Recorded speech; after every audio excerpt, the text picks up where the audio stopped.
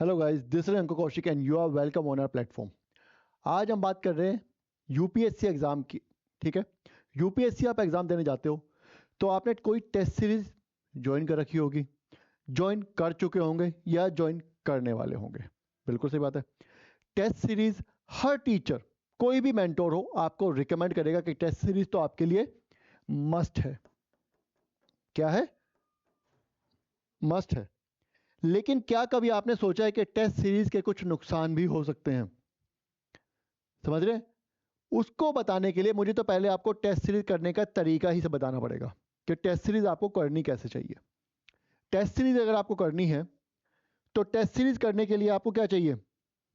आपको सबसे पहले पहले आपको करने सेक्शन वाइज टेस्ट। या तो आप ऐसा कीजिए कि पूरा का पूरा अपना सिलेबस खत्म कीजिए और उसके बाद फिर क्या कीजिए, टेस्ट अटेम्प्ट कीजिए, सभी पूरा फुल लेंथ टेस्ट अटेम्प्ट कीजिए। ऐसा करना पॉसिबल नहीं होता लोगों के लिए।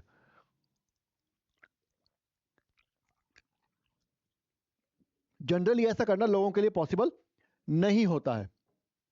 क्यों नहीं होता है? क्योंकि सिलेबस खत्म करने में ही 1 साल से ज़्यादा टाइम लग जाता है। और जब तक आप सिलेबस खत्म करते हैं, लास्ट सब्जेक्ट आप खत्म करते हैं, तब तक पहला सब्जेक्ट आप भूल चुके होते हैं। फिर आपको रिवीजन भी करनी है। तो टेस्ट सीरीज रिवीजन के लिए में भी आपकी बहुत हेल्प करते हैं। जो आपने सब्जेक्ट पढ़ा पिछले 15 दिन में, मान लीजिए पॉलिटी खत्म कर लिया आपने, अगले 15 दिन आप टेस्ट डेली 1 घंटा टेस्ट सीरीज के थ्रू सेक्शनल टेस्ट लगा के आप उस पॉलिटी को अच्छे से रिवाइज कर सकते हैं, पीवाई क्यूज और टेस्ट के थ्रू। ऐसा हो सकता है ना? जो टॉपिक पढ़े उन पे टेस्ट लगा लीजिए तो आपका रिवीजन भी हो जाता है। ठीक है, तो टेस्ट सीरीज इसी से बता रहा हूं मैं। टेस्ट सीरीज करने का तरीका क्या है? सबसे पहले कोई भी सब्जेक्ट, मान लीजिए आपका पॉलिटी या ज्योग्राफी ही करना है, पहले आपका पॉलिटी खत्म किया, फिर आप ज्योग्राफी स्टार्ट करेंगे। तो आपने पॉलिटी स्टार्ट खत्म कर दिया, यह बात आपको पक्का पता है, जब तक आप अपना ज्योग्राफी खत्म करेंगे तब तक आप पॉलिटी भूल चुके होंगे। लेकिन ऐसा भी नहीं हो सकता कि आप पॉलिटी खत्म करने के बाद दोबारा पॉलिटी स्टार्ट कर दें कि पॉलिटी ना भूलें। ऐसा तो हो नहीं सकता, ऐसे तो सिलेबस खत्म नहीं होगा। तो करें तो क्या करें? तो आप क्या कीजिए, ज्योग्राफी लीजिए, स्टार्ट कर दीजिए।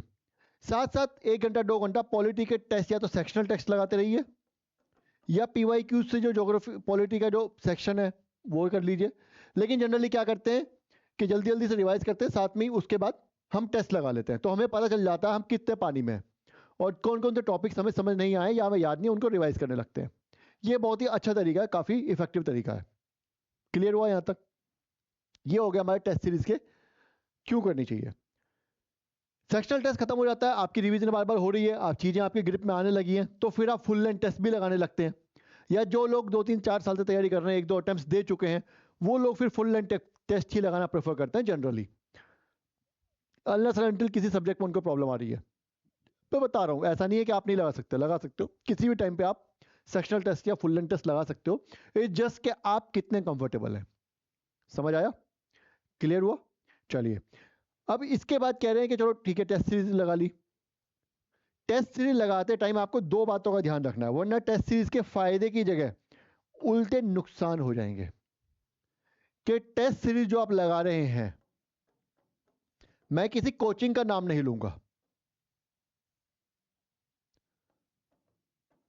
मैं किसी कोचिंग का नाम नहीं लूंगा, लेकिन क्या करते हैं कोचिंग वाले, कुछ कोचिंग वाले ऐसा कर देते हैं कि वो टेस्ट को अननेसेसरीली डिफिकल्ट बनाने के लिए, क्योंकि यूपीएससी का एग्जाम बहुत ही डिफिकल्ट आता है, ऐसा परसेप्शन है, तो वो क्या कहेंगे, आपको बहुत ज़्यादा से ज़्यादा डिफिकल्ट पेपर आपके सामने लाएंगे।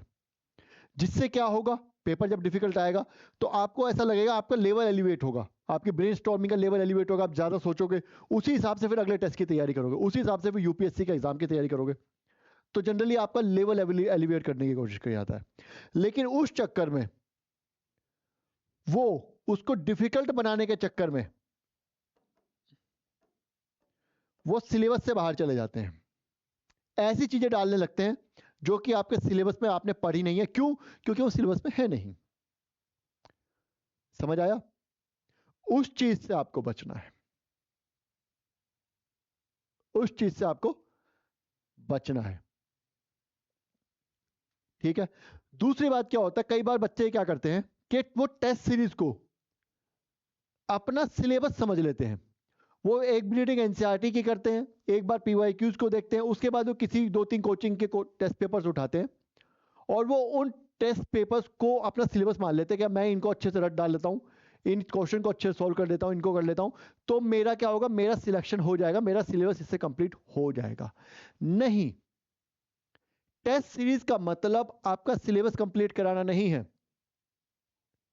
टेस्ट सीरीज का मतलब यह है कि जो आपने पढ़ा है वो आपका रिवाइज हो जाए, आपका सिलेबस, क्योंकि क्वेश्चन जो एग्जाम में आना है वो टेस्ट क्वेश्चंस के फॉर्म में आना है। वो या तो लिख मेंस में क्या होगा, आपको ऑब्जेक्ट सब्जेक्टिव क्वेश्चन दिया जाएगा, उसका आंसर लिखना है 200 वर्ड्स में, प्रीलिम्स में ऑब्जेक्टिव में आएगा। तो टेस्ट सीरीज का जो मेन पर्पस है वो आपको सिर्फ एनवायरनमेंट बना करके देना है। टेस्ट सीरीज का मतलब आपका सिलेबस खत्म करना नहीं है। इनफैक्ट यूपीएससी में भी 30 to 40% क्वेश्चन ऐसे आते ही आते हैं जो आपके सिलेबस से बाहर के होते हैं, जिनको आपको नहीं पढ़ना। तो टेस्ट सीरीज का नुकसान यह है कि टेस्ट सीरीज करते करते हम सिलेबस से बाहर चले जाते हैं। आपको उन क्वेश्चंस को, मान लीजिए 40 क्वेश्चंस जो हैं, 40% क्वेश्चन टेस्ट सीरीज में वो आपके सिलेबस से रिलेटेड है डायरेक्टली और इनडायरेक्टली। अगेन अगर वो आपको आता है, अगर वो क्वेश्चन आपको आता है, फिर तो आपको टेस्ट सीरीज की एक्सप्लेनेशन पढ़ने की जरूरत नहीं है। लेकिन अगर वो आपको क्वेश्चन नहीं आता है तो मैं ये रिकमेंड करूंगा कि आप वो जो उसका आंसर देखें वो दोबारा से अपने ही सोर्स में देखें, अनलेस एंड अनटिल जो टेस्ट सीरीज की एक्सप्लेनेशन है वो भी एनसीईआरटी से ली हुई है या स्टैंडर्ड बुक से ली हुई है, जो कि हम जनरली यूपीएससी के लिए पढ़ते हैं। मान लीजिए टेस्ट सीरीज में कोई क्वेश्चन दिया इकोनॉमिक सर्वे से रिलेटेड, इकोनॉमिक सर्वे का क्वेश्चन है, उसकी एक्सप्लेनेशन भी इकोनॉमिक सर्वे से ही ली गई है, तो आप वो एक्सप्लेनेशन पढ़ सकते हैं, आपका इकोनॉमिक सर्वे रिवाइज हो जाएगा। लेकिन ये बात आपको पता कैसे चलेगी? तो इसलिए अगर आपको इंस्टीट्यूट पे इतना ज्यादा भरोसा है तो ठीक है, अगर आपको इंस्टीट्यूट पे लगता है कि यार पता नहीं किया होगा, नहीं किया होगा, तो फिर मैं ये कहूंगा कि आप अपने सोर्स पे ही जाइए। क्लियर हुआ? दूसरी बात क्या है कि टेस्ट सीरीज में हम ये सोचते हैं कि हम ज्यादा से ज्यादा क्वेश्चन अटेम्प्ट करें। ज्यादातर आपने यूट्यूबर्स को वीडियो बना के हुए देखा होगा, 50,000 क्वेश्चन हमारी टेस्ट सीरीज के थ्रू आप कर लेंगे, 20,000 क्वेश्चन आप हमारे टेस्ट सीरीज के थ्रू कर लेंगे, इतने हजार क्वेश्चन कर लेंगे। खासतौर से स्टेट पीसीएस में ऐसा दिखाया जाता है कि नंबर ऑफ क्वेश्चंस करना इंपॉर्टेंट है, लेकिन है इसका उल्टा। नंबर ऑफ क्वेश्चंस हमेशा इंपॉर्टेंट होता है। जितने ज्यादा नंबर ऑफ क्वेश्चंस आप अटेम्प्ट करेंगे, जितने ज्यादा टेस्ट सीरीज में अटेम्प्ट करेंगे, उतना आपके लिए बेनिफिट होगा। वो कहते हैं ना कि नेट प्रैक्टिस होती है आपकी। मैं मेन खेल खेलने से पहले आप बैट्समैन जो प्रैक्टिस करता है नेट में, वो प्रैक्टिस आपकी टेस्ट सीरीज से होती है। लेकिन क्वालिटी भी तो होनी चाहिए। मान लीजिए मुझे जो फास्ट बॉलर है उसको फेस करने में प्रॉब्लम हो रही है और मैं उसको ना फेस करके जो स्पिन बॉलर है उसी को फेस कर रहा हूं, तो क्या मुझे कुछ इंप्रूवमेंट होगी? उसको तो पहले से अच्छे से खेल रहा हूं। अगेन वही चीज, क्वालिटी में ही मैटर करती है। आपको किस तरह की टेस्ट सीरीज चाहिए? क्या वो क्वेश्चन वो प्रोवाइड करा पा रहा है जो यूपीएससी पूछने वाला है? ये भी देखना आपको बहुत जरूरी है। और ये आप तभी कर पाएंगे जब आपने सिलेबस पहले खत्म किया हुआ है। अगर आपने सिलेबस खत्म नहीं किया हुआ तो कोई भी इंसान आपको कुछ भी सर्व कर देगा, आपको लगेगा ये this is part of syllabus. वो आपको बोलेगा सिलेबस का पार्ट है, आप मान भी लेंगे, आपके पास कोई ऑप्शन नहीं होगा, आपको मानना ही पड़ेगा।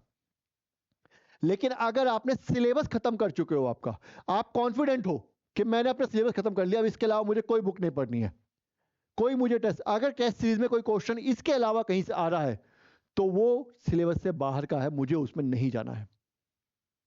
तो अगेन मैं कहूंगा आपको सिलेबस पहले खत्म करना है। टेस्ट सीरीज करने का तरीका यही होता है, पहले आप अपना टॉपिक खत्म कीजिए,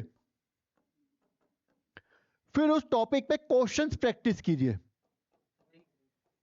फिर उस टॉपिक पे क्वेश्चंस प्रैक्टिस कीजिए।